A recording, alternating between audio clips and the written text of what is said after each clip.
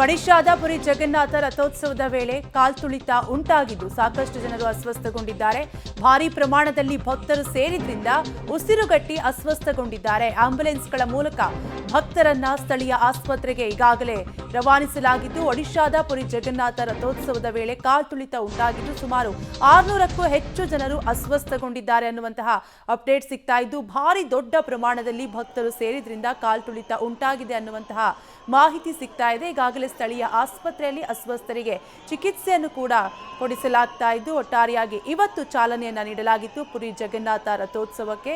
ಹೀಗಾಗಿ ಸಾಕಷ್ಟು ಲಕ್ಷಾಂತರ ಭಕ್ತರು, ಸುಮಾರು 12 ಲಕ್ಷಕ್ಕೂ ಹೆಚ್ಚು ಭಕ್ತರು ರಥೋತ್ಸವವನ್ನು ಕಣ್ತುಂಬಿಕೊಳ್ಳಲು ನೆರೆದಿದ್ರು. ಈ ಸಂದರ್ಭದಲ್ಲಿ ಕಾಲ್ತುಳಿತ ಉಂಟಾಗಿ ಸಾಕಷ್ಟು ಜನರು ಅಸ್ವಸ್ಥಗೊಂಡಿದ್ದಾರೆ. ಕಾಲ್ತುಳಿತದಲ್ಲಿ ಸುಮಾರು 600ಕ್ಕೂ ಹೆಚ್ಚು ಭಕ್ತರು ಅಸ್ವಸ್ಥಗೊಂಡಿದ್ದಾರೆ. ಡೀಟೇಲ್ಸ್ ಕೊಡ್ತಾರೆ ನಮ್ಮ ಪ್ರತಿನಿಧಿ ಶಬೀರ್. ಸದ್ಯಕ್ಕೆ ಪರಿಸ್ಥಿತಿ ಯಾವ ರೀತಿಯಾಗಿದೆ? ಕಾವ್ಯ, ಸದ್ಯಕ್ಕೆ ಪರಿಸ್ಥಿತಿ ನಿಯಂತ್ರಣಕ್ಕೆ ತರುವಂತ ಕೆಲಸಗಳು ಕೂಡ ಆಗ್ತಾ ಇದಾವೆ. ಜನರು ಆಘಾತಗೊಳ್ಳದಂತೆ ಅಲ್ಲಲ್ಲಿ ಎಚ್ಚರಿಕೆ ಸಂದೇಶಗಳನ್ನ ಕೂಡ ಕೊಡುವಂತ ಕೆಲಸಗಳನ್ನ ಮಾಡ್ತಾ ಇದ್ದಾರೆ. ಈಗ ಕಾಲ್ತುಳಿತಕ್ಕೆ ಒಳಗಾಗಿರುವಂತ ಜನರನ್ನ ಅಲ್ಲಿಂದ ಸ್ಥಳಾಂತರಗೊಳಿಸುವಂತ ಕೆಲಸಗಳಾಗ್ತಾ ಇದಾವೆ.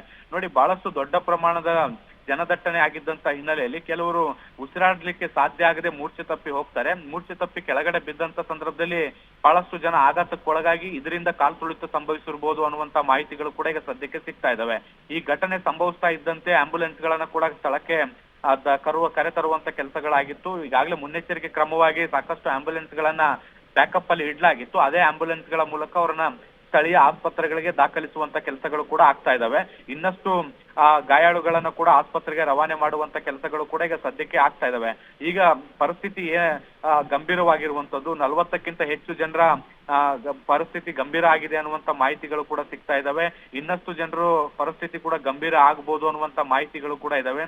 ಇದ್ರ ಜೊತೆಗೆ ಮತ್ತಷ್ಟು ಜನರು, ಅಂದ್ರೆ ಕೆಳಗಡೆ ಇರುವಂತಹ ಕೆಳಗಡೆ ತುಳಿತಕ್ಕೊಳಗಾದಂತ ಜನರನ್ನ ಕೂಡ ಆಸ್ಪತ್ರೆಗೆ ರವಾನಿಸುವಂತ ಕೆಲಸಗಳು ಕೂಡ ಆಗ್ತಿದಾವೆ. ಹೀಗಾಗಿ ಈ ಅಂಕಿ ಸಂಖ್ಯೆಗಳಲ್ಲಿ ಇನ್ನಷ್ಟು ಏರಿಕೆ ಆಗಬಹುದಾದಂತ ಸಾಧ್ಯತೆಗಳನ್ನ ಕೂಡ ನಿರೀಕ್ಷೆ ಮಾಡ್ಲಾಗ್ತಾ ಇದೆ. ಕಾವ್ಯ, ಶಬೀರ್, ಈಗಾಗಲೇ 600ಕ್ಕೂ ಹೆಚ್ಚು ಜನರು ಅಸ್ವಸ್ಥಗೊಂಡಿದ್ದಾರೆ ಅನ್ನುವಂತಹ ಮಾಹಿತಿಯನ್ನ ಹೇಳ್ತಾ ಇದ್ರಿ. ಓಕೆ, ಮತ್ತೆ ನಿಮ್ಮನ್ನ ಸಂಪರ್ಕ ಮಾಡ್ತೀವಿ, ಹಾಗೆ ಸಂಪರ್ಕದಲ್ಲಿರಿ.